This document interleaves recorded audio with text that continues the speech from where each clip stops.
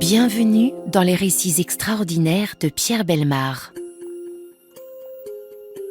Un podcast issu des archives d'Europe 1. Si j'étais en train d'écrire un scénario de cinéma, je vous montrerais en ce moment des images nocturnes. Il y aurait une route de campagne avec de l'herbe sur les bas-côtés, des arbres au-delà des fossés. Une route rectiligne, parcourue de temps à autre par de longues nappes d'un brouillard paresseux. Sur cette route, je placerais deux motocyclistes roulant l'un derrière l'autre, deux ombres mobiles, précises, régulières, tirées par le ruban de lumière jaunâtre qui les précède et qui fait jaillir de la brume par instant une borne au sommet couleur de sang, une branche brisée, un tas de sable, un petit mur de pierre. C'est le 24 novembre 1952. Il est 11h du soir. Il fait froid. Des plaques de verglas scintillent ici et là. Les deux motocyclistes ont quitté Pontoise tout à l'heure. Ils viennent de dépasser Saint-Ouen-l'Aumône. Ils se dirigent vers Argenteuil. Ils appartiennent à la Gendarmerie nationale. Ils ont terminé leur service. Ils rejoignent leur brigade. Sur ces images, s'il s'agissait d'un film, je ferai défiler le générique, le nom des trois principaux acteurs d'abord. Le premier motocycliste, le chef de patrouille, s'appelle Georges Decoing. C'est lui qui ouvre la route. Son camarade, c'est Yves Rossi. Le troisième personnage est un méchant, naturellement, comme dans toutes les histoires morales. Son nom, Roger Fauvel. Il ne va pas tarder à vous être présenté. Enfin, le metteur en scène, tout seul, sur une ligne, c'est le destin. Oui, c'est toujours le destin qui met en scène les événements de notre vie quotidienne, qui règle, dans les plus petits détails, cet itinéraire fantastique qui nous conduit plus ou moins vite jusqu'au terme de notre vie. Mon générique s'achève. Les deux motocyclistes roulent toujours sur la route obscure et toute droite.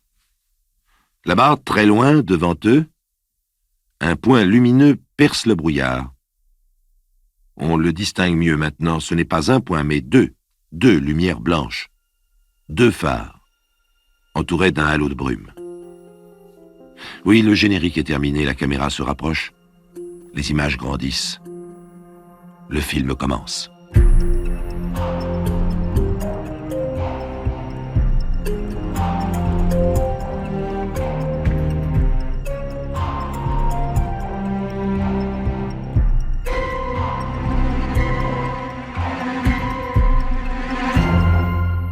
La voiture dont les phares grandissent au loin, en face des deux motocyclistes de la gendarmerie, a des lumières blanches. Une voiture étrangère, pense Georges Decoing, le chef de la patrouille. Sur cette route qui conduit de Pontoise à Argenteuil, les véhicules étrangers, belges surtout, sont assez fréquents. L'automobiliste qui se rapproche de lui paraît aussi étranger au code de la route, car il roule nettement à gauche. Le gendarme fait quelques appels de phare. Le conducteur semble ne s'apercevoir de rien et continue de foncer droit sur le motocycliste. Celui-ci intensifie ses signaux, toujours inutilement, et si bien qu'au dernier moment, il est contraint de faire un écart sur le bas-côté de la route afin de ne pas être bousculé par la voiture qui passe en trombe près de lui. Georges Decoing retient une exclamation de colère, fait demi-tour et se met à la poursuite du chauffeur récalcitrant. Yves Rossi, gêné par le brouillard, n'effectue sa propre manœuvre qu'une centaine de mètres plus loin et se lance à son tour derrière son camarade. Georges Decoing parvient à rattraper le véhicule. C'est une voiture américaine de marque Mercury de couleur noire. La plaque d'immatriculation porte les lettres CD, corps diplomatique. « Ah, tant pis, dit le motard. Tout diplomate qu'il soit, il a bien mérité une petite leçon. » Il accélère, se porte à la gauche de la voiture, la serre, lui fait signe de stopper. L'automobiliste obtempère. Decoing passe devant, s'arrête sur le bas-côté et descend de moto. À cet instant, dans un hurlement de moteur, le chauffeur embraye, la voiture bondit, frôle le gendarme qui venait à sa rencontre et file dans la nuit. C'est alors que le deuxième motard, Yves Rossi, survient au ralenti. « Alors fonce !» lui crie Decoing. Rossi démarre comme une flèche, le temps que le chef de patrouille rejoigne sa propre moto, la remette en marche. Son camarade a déjà pris 300 mètres d'avance. Et il a disparu dans la nuit. Georges Decoing est furieux, il appuie, il met toute la gomme. Il roule à plus de 100 km à l'heure dans un brouillard qui s'épaissit de minute en minute. Heureusement que la route est droite et bien revêtue. Assez rapidement, du reste, il aperçoit le feu rouge de l'autre moto. La voiture n'est pas très loin devant eux, une 60aine de mètres à peine. Au moment où ils vont essayer de la doubler, ils entrent dans l'agglomération de Saint-Ouen-l'Aumône. Ce n'est évidemment pas le moment de se livrer à un rodéo acrobatique. Et c'est pourtant bien une sorte de rodéo que les entraîne le fugitif. La voiture, suivie de ses anges gardiens, traverse la ville en tempête. Et soudain, dans un virage, un camion surgit devant les deux motards, en plein milieu de la rue. Rossi, qui tient bien sa droite, passe sans difficulté. Decoing, qui roule décalé par rapport à son camarade, est obligé de se rabattre, de freiner violemment. Quand il repart, les 3 ou 4 précieuses secondes qu'il vient de perdre l'ont égaré. D'ailleurs, le brouillard est de plus en plus dense. On n'y voit pas à plus de 20 mètres. À chaque carrefour, le chef de patrouille se demande quelle direction prendre. Et naturellement, vient un moment où il se trompe. Il tourne à gauche au lieu de tourner à droite. Il s'en aperçoit assez vite et fait demi-tour, fou de colère et de désarroi. Où aller maintenant? Un homme poursuivi peut prendre absolument n'importe quelle direction. Il est impossible de prévoir celle qu'il choisira. À tout hasard, Decoing suit la route de Rouen. Et soudain, un taxi surgit devant lui. La voiture s'arrête dans un crissement de frein brutal. Un bras lui fait signe par la portière. « Votre camarade est blessé, nous le transportons à l'hôpital. »« Blessé? Mais comment? Un automobiliste lui a tiré dessus, il a pris la fuite. Mais où ça? Vous tournez à droite, c'est tout de suite là. » Georges Decoing n'a que quelques mètres à faire, en effet, pour trouver le lieu du drame. La grosse Mercury l'a immobilisé contre le mur d'une villa, son aile avant profondément enfoncée, son pare-brise éclaté. Quelques personnes l'entourent. Decoing s'approche. Que s'est-il passé? Une voisine, Madame Nicolas, lui répond. Nous avons été réveillés en sursaut par un grand bruit de tôle froissée et suivi de 3 coups de revolver. Nous sommes descendus avec mes filles et nous avons trouvé un motocycliste couché par terre. Il perdait beaucoup de sang. Alors Monsieur Hainaut, notre voisin qui fait le taxi, l'a tout de suite conduit à l'hôpital. Et l'automobiliste, il a disparu. Bon, à mon avis, il est parti du côté d'Auny. N'avait pas intérêt à suivre la route à pied de toute façon.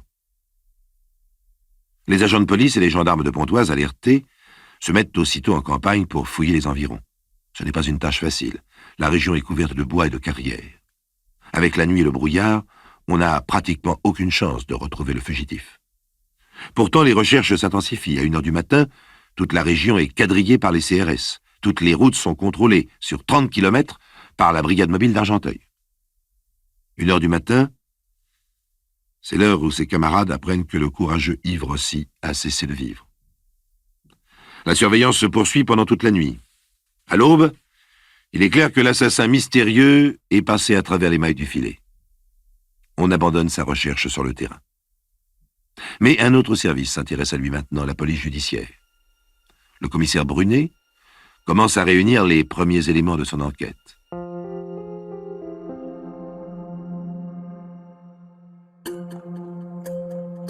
Les récits extraordinaires de Pierre Bellemare, un podcast Europe 1. Le commissaire Brunet a disposé sur son bureau les maigres éléments d'un dossier qui lui paraît particulièrement douloureux. Durant la nuit du 24 novembre 1952, le gendarme Yves Rossi, de la brigade de motocyclistes d'Argenteuil, a été assassiné de 2 balles de revolver par un automobiliste qu'il poursuivait. Le meurtrier a pris la fuite en laissant sa voiture sur place accidentée. Les témoignages, bien entendu, sont d'un faible secours.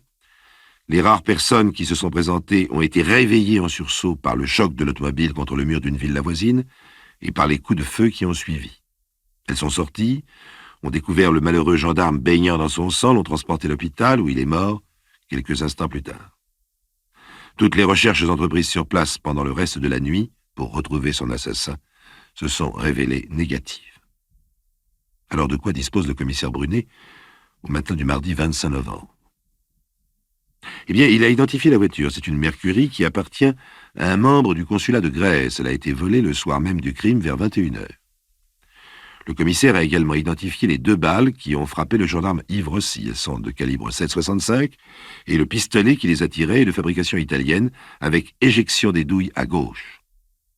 Le volant de la Mercury portait des empreintes, mais bien peu nettes. On aura beaucoup de chance si l'on arrive à en tirer quelque chose. Pourtant, il serait certainement précieux de les identifier. Un automobiliste poursuivi qui tue un représentant de l'ordre à coups de pistolet a certainement besoin de cacher des méfaits beaucoup plus graves qu'un simple vol de voiture. Le flair du commissaire Brunet ne l'a pas trompé. Et la chance est avec lui, ou plutôt l'obstination de ses collaborateurs de l'identité judiciaire, car les empreintes du meurtrier ne sont pas d'une très grande qualité, c'est vrai, mais elles sont nombreuses, assez nombreuses pour que les spécialistes puissent par recoupement les reconstituer avec une précision suffisante. Et ces empreintes ne sont pas inconnues en effet. Elles appartiennent à un certain Roger Fauvel, né le 14 août 1923 à Roye. Les détails, c'est Interpol qui les fournit, car Roger Fauvel s'est fixé, encore adolescent, aux États-Unis. Il a fait la guerre dans les Marines, s'est marié, puis a définitivement opté pour la nationalité américaine. C'est à la Nouvelle-Orléans, puis dans l'État de New York, que sa carrière de malfaiteur a pris une tournure professionnelle. À sa dernière sortie de prison, toutefois, on l'a fermement invité à réintégrer son pays d'origine. Alors Fauvel s'est incliné, il a regagné la France, et on perd sa trace pendant un certain temps. Mais ce n'est pas cette période de sa vie qui intéresse le commissaire Brunet, c'est une période beaucoup plus récente, celle qui précède immédiatement le meurtre. Pourquoi ? Parce que c'est en fouillant dans son proche passé, dans ses dernières activités, dans ses dernières relations, que l'on peut espérer découvrir les étapes de sa fuite et pourquoi pas sa cachette actuelle. Un avis de recherche est naturellement lancé auprès de tous les services de police et la photo de Roger Fauvel publiée dans la presse. Et assez rapidement, les témoignages affluent. Un coup de téléphone anonyme donne son adresse, hôtel Saint-Michel, rue Bonaparte, à Saint-Germain-des-Prés. Dans cet établissement, tout à fait honorable, il passe pour un client paisible, courtois. Il a disparu en effet depuis quelques jours, il n'y vivait pas seul d'ailleurs, mais avec une jeune femme appelée Simone. On retrouve Simone. Fauvel s'est toujours conduit très gentiment avec elle. Elle n'aurait jamais imaginé qu'elle vivait avec un gangster. Pourtant, un détail l'inquiétait tout de même. Son amant ne s'endormait jamais sans placer un pistolet sous son oreiller. Une vieille habitude de l'armée, disait-il. Simone n'a aucune nouvelle de lui. Mais depuis quelque temps, ils étaient un peu là l'un de l'autre. La disparition de Fauvel ne l'a pas particulièrement surprise. Le vendredi 28 novembre, à 8 heures du soir, une nouvelle plus fraîche arrive. Le jour même, vers 17 heures, place de Viarme, près de la Bourse du Commerce, M. Michel Paco, courtier, marche tranquillement dans la rue. Un passant l'accoste, le saisit par le bras, l'entraîne vers les arcades. « Excusez-moi, j'ai quelque chose à vous demander. » Effectivement, l'inconnu demande son portefeuille à M. Paco et, pour appuyer sa requête, il lui plante un pistolet sous le nez. Le portefeuille subtilisé, l'agresseur se perd dans la nuit. Quelques minutes plus tard, M. Paco porte plainte auprès du commissaire de police du quartier, lequel alerte immédiatement la PJ. Le courtier raconte son histoire.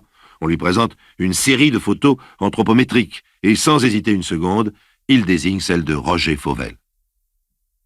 Celui-ci se trouve donc à Paris. Il se cache peut-être même autour des Halles. À tout hasard, la police boucle le quartier et procède pendant la nuit à des dizaines de vérifications d'identité.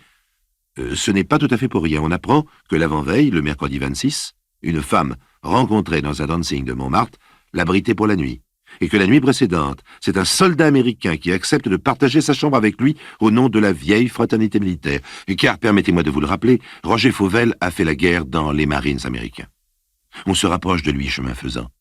Bien entendu, on ne peut pas deviner qui l'hébergera ce soir ou demain, mais il semble bien que le cercle se referme lentement autour de lui.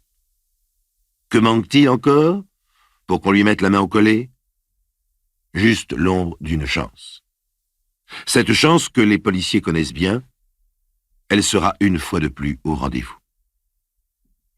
Depuis quelques jours, le propriétaire d'une péniche à Marais près du pont Alexandre III est inquiet.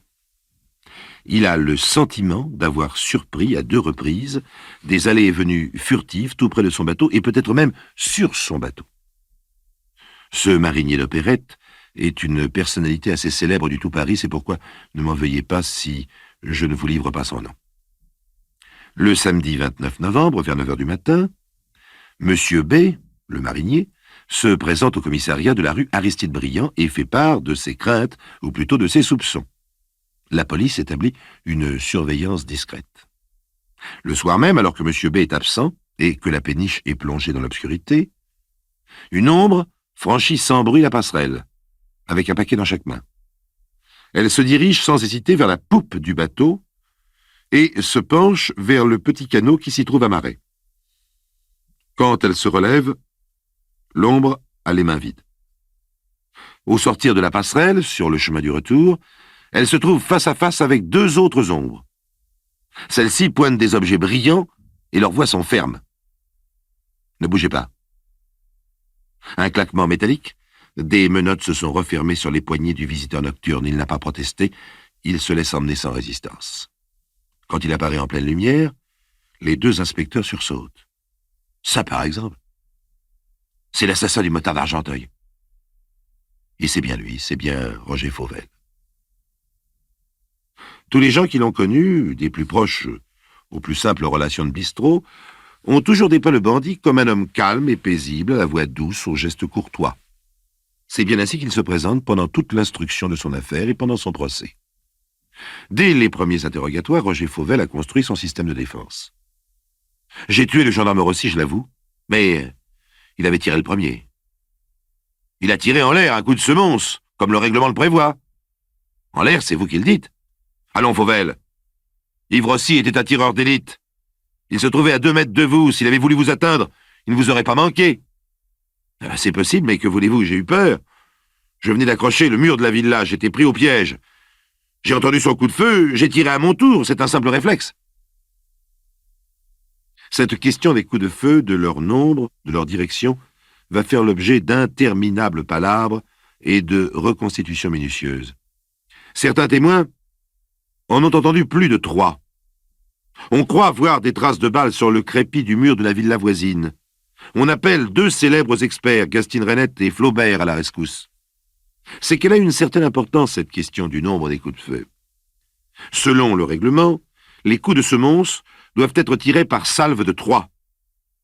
Si le gendarme Rossi n'a tiré qu'une seule balle, Fauvel aura beau jeu de prétendre qu'il n'a pas compris qu'il s'agissait de sommation et qu'il s'est légitimement affolé. Et, en fait, l'accusation ne pourra pas démontrer la thèse inverse. D'autre part, assez curieusement, une remarque du commissaire Brunet va jouer en faveur de Roger Fauvel. Vous vous souvenez peut-être, tout au début de l'enquête, ce commissaire avait observé « Le meurtrier doit avoir la conscience chargée. On ne tue pas un gendarme pour éviter de répondre d'un simple vol de voiture. » Or, précisément, Roger Fauvel n'avait rien de grave à se reprocher au moment de sa fuite éperdue. Rien, en tout cas, qui soit comparable à l'assassinat d'un représentant de l'ordre. Son avocat, maître Marsepoil, s'est admirablement joué de cette absence de mobile. Il nie la préméditation, il nie l'assassinat délibéré. Sa voix est généreuse, chaude, convaincante. Les jurés le suivront. Le tribunal rend un verdict mesuré dans le doute. Il estime que Fauvel n'avait pas l'intention de donner la mort, il épargne sa tête, il le condamne aux travaux forcés à perpétuité. C'est ainsi que se terminent les films tragiques. Le mot « fin » s'inscrit toujours sur des images de deuil, d'affliction. Aujourd'hui, c'est une jeune veuve en larmes, une mère désespérée, et les portes d'une prison refermées pour la vie sur un homme de 30 ans.